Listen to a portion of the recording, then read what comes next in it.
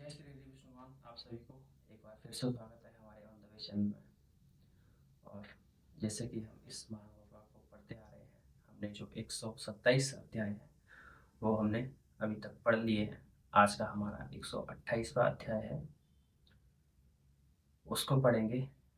उस अध्याय को पढ़ने से पहले हम इसमें जो दी हुई स्तुति है श्री हरि की, उसको करेंगे। उसके बाद हम अपने अध्याय की ओर पढ़ेंगे। आइए श्री हरि का नाम लेकर हम उनकी स्तुति करते हैं। तुमेव माता च पिता, तुमेव बंधु च सखा, तुमेव विद्या द्रविड़, तुमेव सर्वम देव देव। जय श्री हरि। आइए अब अपने अध्याय की ओर चलते हैं और जानते हैं कि आज का हमारा कौन सा अध्याय है।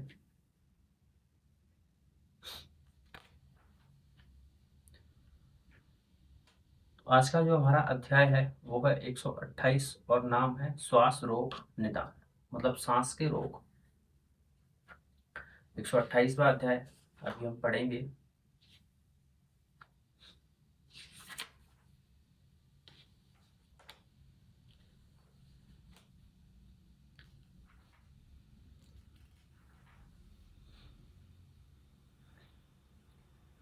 आइए श्री हरि का नाम लेकर हम इस अध्याय को आरंभ करते हैं। आप ध्यान से सुने। धन्वंतरी जी ने कहा, अब मैं श्वास रोग का निदान कह रहा हूँ। काश रोग के परिपक्व हो जाने पर उसी में शरीर में श्वास रोग की उत्पत्ति होती है।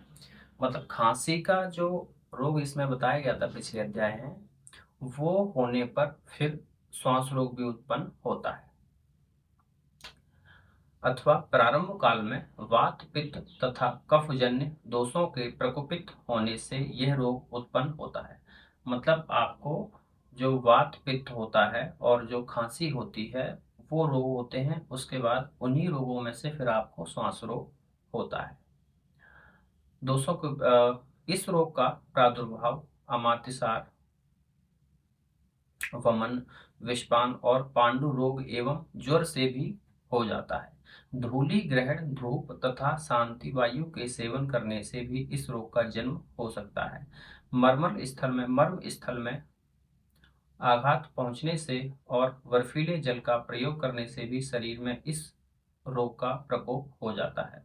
यह रोग क्षुद्र, तमक, छिन्न, महान तथा उद्धर नाम से 5 प्रकार का माना गया है। कफ के द्वारा सामान्य ढंग से शरीर में अवरोधित गति वाला सर्वव्यापी वायु प्रवाह प्राणवाही, जलवाही, अन्नवाही तथा रक्त पित्तादि जन्य स्रोतों को प्रकोपित करता हुआ जब हृदय में स्थित हो जाता है, तब वह आमाशय में श्वास रोगों को उत्पन्न करता है। इस रोग का पूर्व रूप इस प्रकार होता है। रोगी के हृदय और पार्श्व मतलब बगल वाले भाग में शूल उठता है। प्राणवायु शरीर में प्रतिलोम गति से प्रवाहित होने लगती है। रोगी के मुख से पीड़ा के कारण बराबर आह आह की ध्वनि निकला करती है। फूटे हुए शंख को बजाने से जैसी ध्वनि प्रकट होती है, वैसी ही ध्वनि रोगी के शरीर की पीड़ा के कारण होती है। प्राय शरीर में इन लक्षणों को उद्धव अधिक भोजन करने से होती है। अधिक भोजन करने के दोष से प्रेरित वायु एवं मल से युक्त क्षुद्र श्वास को प्रेरित करता है, अथवा माफ कीजिए, अर्थात अधिक भोजन करने से रोगी की सांस फूलने लगती है और उसे मल विसर्जन करने की इच्छा होती है। जैसे ऐसी स्थिति में कफ के अवरोध को पार करके वायु प्रतिलोम भाव से सिरोभाग में प्रवेश करता है, जिससे वह हृदय में पहुंचता है और वहीं आमाशय में जाकर श्वास रोग को बल देता है। यह वायु प्रकोप उस समय सिर, गला और हृदय भाग को अपने अधिकार में लेकर पार्श्व भाग में पीड़ा उत्पन्न करता हुआ खांसी, घुरघुराहट, मूर्छा, अरुचि और पीनस तथा तृषा का उपद्रव शरीर में प्रकट करता है। प्राणों को संतप्त करने वाली सांस अत्यंत वेग से चलने लगती है। यद्यपि खांसी के द्वारा कंठ में आए हुए दूषित कफ को थूकने से तत्काल कुछ शांति रोगी को प्राप्त हो जाती है और वह कुछ क्षण के लिए सुख का अनुभव कर सकता है। श्वास के प्रकोप से रोगी को प्राणघातक कष्ट होता है। श्वास के प्रकोप से अत्यंत कष्ट होने पर रोगी सो जाता है। यदि बैठ जाता है तब वह अपने को कुछ समय अनुभव करता है। इस प्रकोपित रोग के कारण रोगी को कष्टाधिक्य के कारण आंखें ऊपर की ओर निकलती हुई प्रतीत होती है।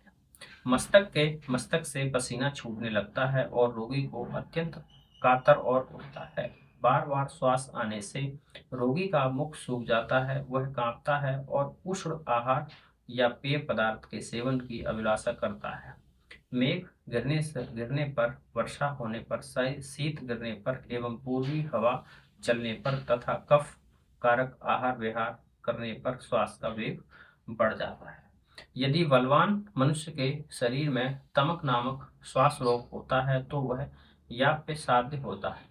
प्रथम दृष्टया तो ज्वर और मूर्छा से युक्त होने पर रोगी के इस तमक श्वास का उपशमन शीतल द्रव्य पदार्थों से ही करना चाहिए। ऐसे रोग के उपभेद में रोगी खांसी और श्वास के प्रकोप से ग्रस्त शरीर से निर्बल तथा मर्मल स्थल की पीड़ा से अत्यंत दुखी रहता है।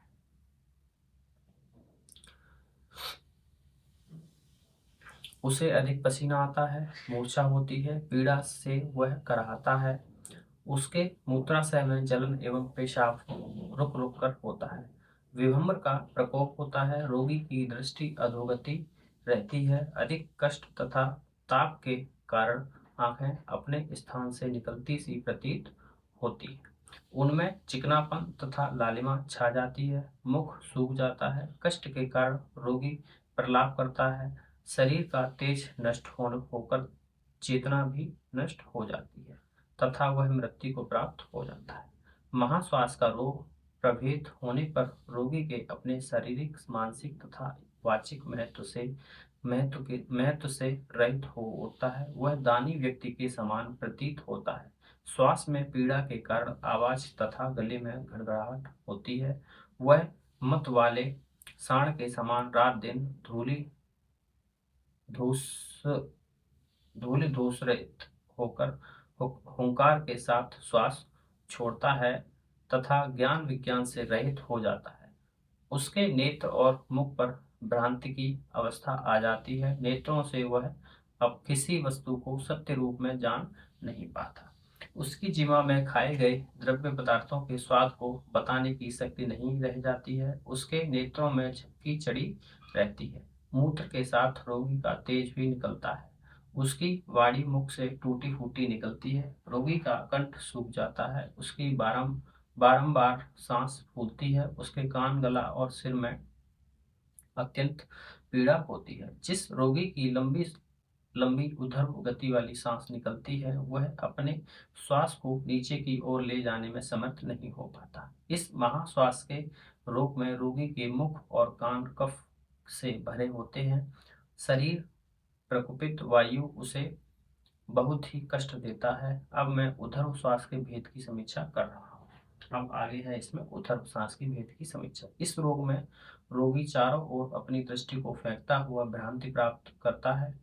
मर्म छेदने की सी वेदना होती है और वाणी रुक जाती है। इन तीनों प्रकार के श्वास के लक्षण जब तक प्रकट नहीं होते हैं तभी तक साध्य होते हैं, परंतु लक्षण प्रकट हो जाने पर असाध्य हो जाते हैं और निश्चित ही मृत्यु कारक बन जाते हैं।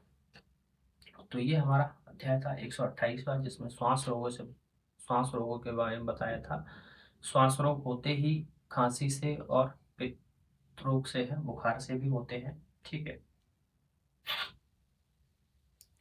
तो अब हमारा जो आगे का अध्याय है वो है हिक्का रोग निदान। अब हम हिक्का रोग के बारे में जानेंगे, मतलब हिचकी। ठीक है, तो इस अध्याय को हम अगली वीडियो में पढ़ेंगे। हमारा हिचकी का अध्याय आएगा, हिचकी रोग के बारे में जानेंगे। तो जो भी हमारे इस चैनल पर नए व्यूअर्स जुड़े हुए हैं और वो इस महापुराण को हमारे चैनल के द्वारा सुन रहे हैं, तो हमारे चैनल पर प्लेलिस्ट बनी हुई है, वहाँ जाकर वो बाकी के अध्याय सुन सकते हैं। और रेगुलर अपडेट के लिए और आने वाले अध्याय के लिए हमारे चैनल को सब्सक्राइब करें और वीडियो को शेयर जरूर करें ताकि औरों को भी इस महान पुराण को सुनने का मौका मिले। तो आइए श्री हरि का नाम लेकर अब हम इस पुराण को यहीं पर विराम देकर मिलते हैं अगले वीडियो में। तब तक के लिए श्री हरि, जय श्री हरि, नमस्कार आप सभी को।